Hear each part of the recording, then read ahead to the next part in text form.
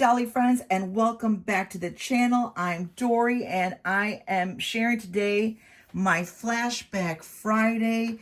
These are my 1982 Coleco Cabbage Patch Kids. Now, I can get into the lore and the stories about all the Cabbage Patch history, but I'm not going to bore you with that because there are a lot of other channels that have covered this topic, that have spoken about the differences and the takeovers and, when Coleco was no longer producing them and how that all went down and everything about Xavier Roberts and all this, that, and the third. But I'm not going to do that. I'm just going to share with you a lovely little story about these two little Cabbage Patch Kids that came to me. They were in horrific shape, and I really should have done a before and after of them because you would never have believed it. It was one of those things where my husband was out walking around the various yard sales, block sales in the neighborhood that they put on in the summertime. And he had been picking me up various little Barbie toys and cool cottages and houses and fun stuff like that.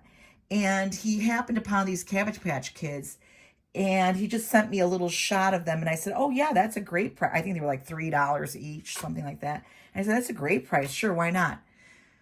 Well, he brought them home, and I kid you not, this little girl probably had it looked like black tar all over her arms. She was a mess. He was a mess.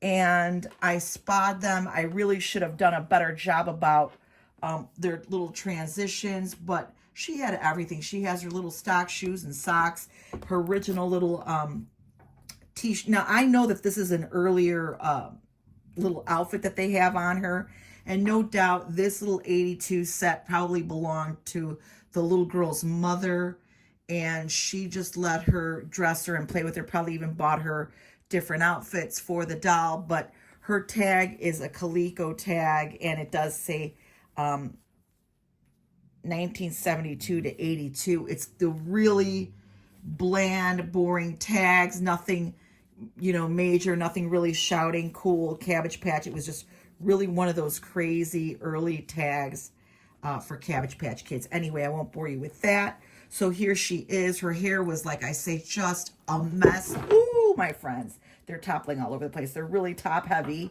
And they're stuffed really well. They're a little bit weightier than the new Cabbage Patch Kids that feel like there's nothing but air inside of them. These guys are really, really heavy. And so obviously they didn't come with certificates or names, but I'm just letting them hang out. My daughter, I'm going to have to let you just lay here, girl, because you're just so top heavy. You just want to go every which way. This is a little boy. He's so cute. He's got the double dimples. He's got this brown hair. And I don't know if any of you ever watched Gossip Girl. My daughter was really into Gossip Girl. Anyway, long story short, there was one of the characters or actors on the show that had a boy Cabbage Patch very similar to this, and his name was Cedric. So my daughter has dubbed him Cedric. His name is Cedric. And he's got the cute little corduroy. Now this too, I don't know that this suit is of that era. I know that it's been since replaced on him, but he also has his, let me show you this funky tag, because it is a crazy tag. It's very bland, it's very old, and there's really not much to it. And it's one of the original early productions of the Cabbage Patch Kids, 1972 to 1982 Coleco tags. And boy, let me tell you that it's an old tag, so it's really just kind of here, there, and everywhere. Nothing really major, no real green on there. It's just the original little Cabbage Patch. He's just such a cute little stocky dude. He also was in a poor, sad, pitiful shape, stained everywhere. And I just say that to tell you that you can find these antique or vintage, I should say, Cabbage Patch Kids anywhere. And, I've seen them at the thrift stores. They're a little bit pricier there, but if you ever go to a block sale or a yard sale,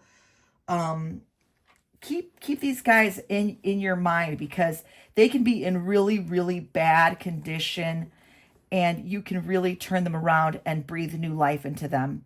And that's exactly what I've done with these two. So that's my Flashback Friday for today, short and sweet. Please go visit everybody else using the Flashback Friday tag, or if those tags aren't working as they should, please leave a comment in my comment box. Let me know that you're participating so I can go over to your channel, give you a view and a thumbs up and all that good stuff. And I want to thank all of you participating. I love you, and I hope you guys have a fabulous and blessed weekend. And I'll see you real soon, guys. Bye.